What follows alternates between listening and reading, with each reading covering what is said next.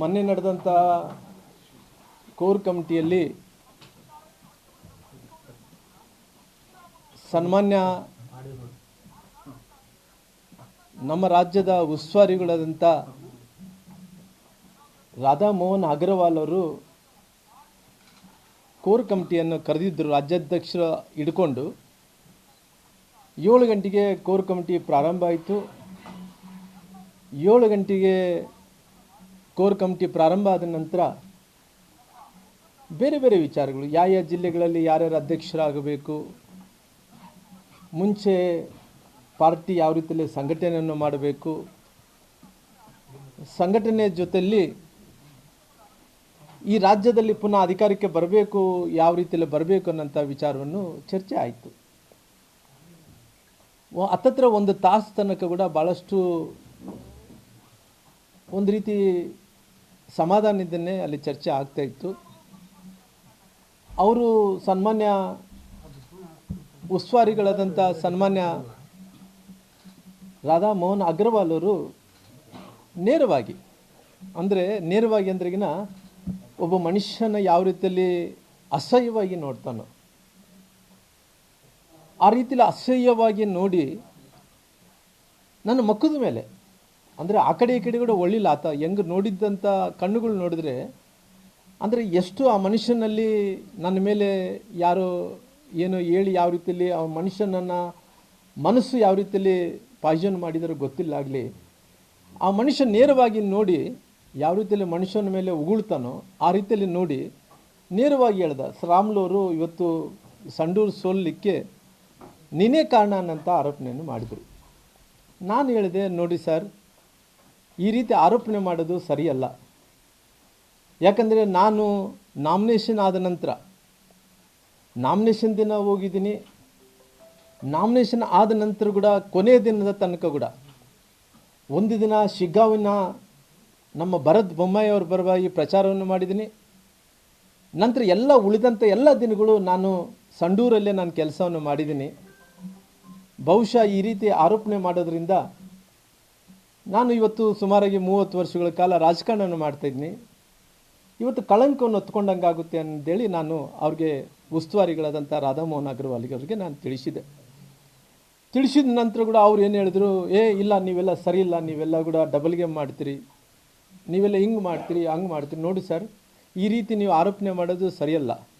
ಯಾಕಂದರೆ ಯಾರು ತಪ್ಪಿದಸ್ತಿದ್ದಾರೋ ಅವ್ರ ಬಗ್ಗೆ ನೀವು ಹೇಳಿದ್ರಾಗಲಿ, ನಮ್ಮ ಬಗ್ಗೆ ನೇರವಾಗಿ ನೀವೇ ಸಂಡೂರು ಸೋಲಲಿಕ್ಕೆ ಕಾರಣ ಅನ್ನೋಂಥ ಮಾತು ಏನು ಹೇಳೋಕ್ಕೆ ಹೋಗ್ತಾಯಿದ್ರು, ಅದು ಸರಿಯಲ್ಲ ಅನ್ನೋಂಥದ್ದು ನಾನು ಗಟ್ಟಿಯಾಗಿ ವಾದಿಸಿದೆ. ಯಾಕಂದರೆ ಇವತ್ತು ನನ್ನ ಜೀವನದಲ್ಲಿ, ರಾಜಕೀಯ ಜೀವನದಲ್ಲಿ ಯಾವತ್ತೂ ಕೂಡ ಕಳಂಕಿಲ್ಲಾರ್ದಂತೆ, ಯಾರೇ ಆರೋಪಣೆ ಮಾಡಲಿ ಕಳಂಕಿಲ್ಲಾರ್ದಂತೆ ರಾಜಕಾರಣವನ್ನು ಮಾಡ್ಕೊತ ಬಂದಿದ್ದೀನಿ.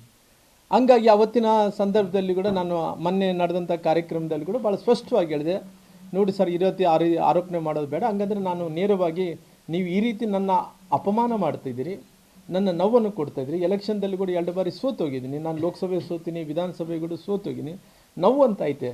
ಇವತ್ತು ಗಾಯದ ಮೇಲೆ ಬರೆ ಹೇಳೋಕ್ಕೆ ಹೋಗಬೇಡ್ರಿ, ದಯವಿಟ್ಟು ಈ ರೀತಿ ಮಾಡೋದ್ರಿಂದ ನನಗೆ ಇಷ್ಟ ಇಲ್ಲ ಅಂತೇಳಿ ನಾನೇನು ಮಾಡಿದೆ, ಎದ್ದು ಹೋಗೋಕ್ಕೆ ಪ್ರಯತ್ನವನ್ನು ಮಾಡಿದೆ.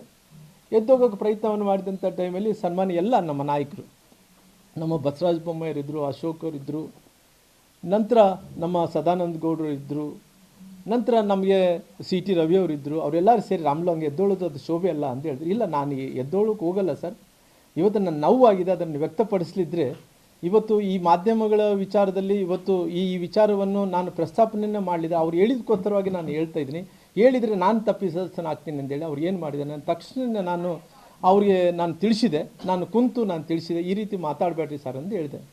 ನಾನು ಹಂಗೆ ಮಾತಾಡ್ತಾನೆ ಅವ್ರು ಏನೇನೋ ಮಾತಾಡ್ತಿದ್ರು ಹಿಂದಿಯಲ್ಲಿ ಮಾತಾಡ್ತಾ ಇದ್ರು. ನಾನು ರಾಜ್ಯಾಧ್ಯಕ್ಷರ ಕಡೆ ನೋಡಿದೆ, ನಾನು ರಾಜ್ಯಾಧ್ಯಕ್ಷರೇ, ಇವತ್ತು ನನ್ನ ರಕ್ಷಣೆಗೆ ನೀವು ಬರಬೇಕಾಗಿತ್ತು.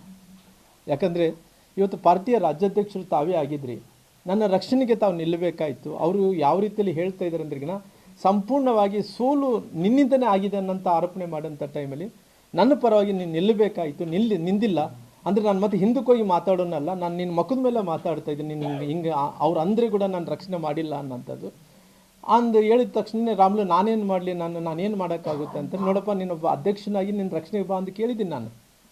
ಅಂದರೆ ನೀನು ರಕ್ಷಣೆಗೆ ಬರಲ್ಲ, ನಾನೇನು ಮಾಡಲಿ ಅಂದರೆ ಈಗ ನಾನು ಏನು ಮಾಡೋಕ್ಕಾಗಲ್ಲ, ಆಯ್ತಪ್ಪ ಅವ್ರು ಹೇಳಿದ್ದೆ ಕರೆಕ್ಟ್ ಅಂದ್ಕೊಂಡು ಅವ್ರು ತಿಳ್ಕೊಂಡಿರ್ತಾರೆ, ಅವ್ರಿಗೆ ಲಾಸ್ಟ್ಗೆ ಏನಾಗಲಿ ಕನ್ವಿನ್ಸ್ ಮಾಡೋಂಥ ಪ್ರಯತ್ನ ಮಾಡಿರಿ ಅಂತ ಹೇಳಿದ್ರೆ ಸದಾನಂದ ಗೌಡರು ಎದ್ರು. ಸದಾನಂದ ಗೌಡ್ರು ಏನಂದ್ರೆ ಹೇಳಿದ್ರಂದರೆ, ಸದಾನಂದ ಗೌಡರು ರಾಮುಲು ಅವರೇ, ಇವತ್ತು ನೀವು ರಾಧಾಮೋಹನ್ ಅಗ್ರವಾಲ್ ಅವರೇ ನೇರವಾಗಿ ರಾಮುಲು ಅವ್ರ ಮೇಲೆ ಆರೋಪಣೆ ಮಾಡಿದ್ರಿ. ಇವತ್ತು ಈ ಸಂಡೂರಿನ ಸೋಲಿನ ಬಗ್ಗೆ ನನಗೆ ಇವತ್ತು ಜವಾಬ್ದಾರಿಯನ್ನು ವಹಿಸಿದ್ದಾರೆ.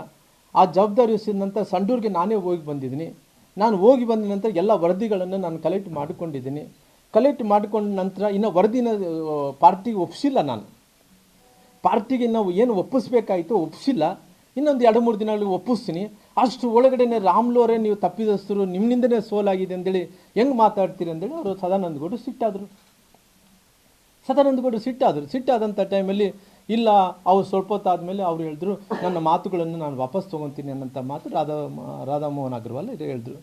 ಹೇಳಿದ ತಕ್ಷಣ ನನಗೆ ಏನನ್ನಿಸಿದಂದ್ರೆ, ಎಲ್ಲೋ ಒಂದು ಕಡೆ ಇವತ್ತು ನಾನು ಒಂದೇ ಹೇಳಿದೆ ನೋಡಪ್ಪ, ಎಲ್ಲೋ ಒಂದು ಕಡೆ ನೀವು ಕೇಳಿದಂಥ ಮಾತು ಇವತ್ತು ಜನಾರ್ದನ್ ರೆಡ್ಡಿ ಅವರು ಮಾತನ್ನು ಕೇಳಿಕೊಂಡು, ಜನಾರ್ದನ್ ರೆಡ್ಡಿ ಅವರು ಯಾವ ರೀತಿಯಲ್ಲಿ ಸುಳ್ಳಿನ ಮೇಲೆ ಕೋಟೆ ಕಟ್ಟಿದ್ದಾನಂದ್ರೆ ಎಲ್ಲರ ಜಗಜ್ಜಾಹೀರಾಗಿದೆ.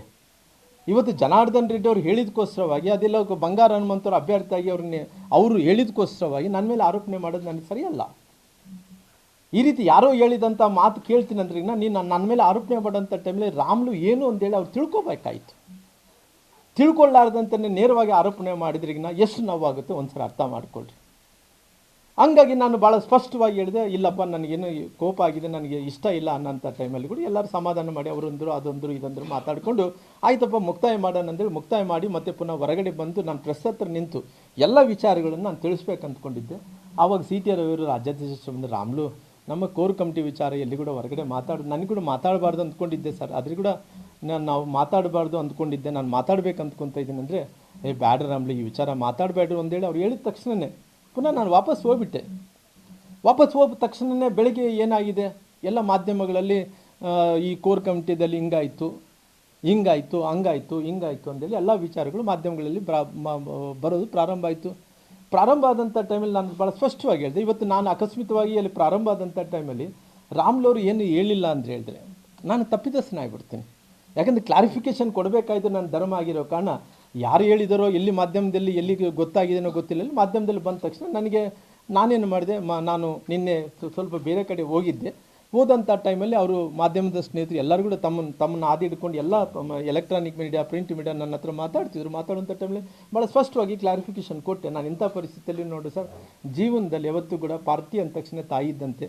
ಯಾವತ್ತೂ ಕೂಡ ರಾಜಕಾರಣದಲ್ಲಿ ಕೆಲವೊಂದು ಸಂದರ್ಭದಲ್ಲಿ ಯಾವತ್ತೂ ಕೂಡ ತಾಯಿಗೆ ದ್ರೋಹ ಮಾಡೋಂಥ ಕೆಲಸ ನಾವು ಮಾಡೋಕ್ಕೆ ಹೋಗಲ್ಲ. ಯಾವತ್ತಿದ್ರೂ ಕೂಡ ನೇರವಾಗಿ ಮಾಡ್ತೀವಿ ಅಂದರೆ ಮಾಡ್ತೀವಿ, ಮಾಡಲ್ಲ ಅಂದರೆ ಮಾಡಲ್ಲ.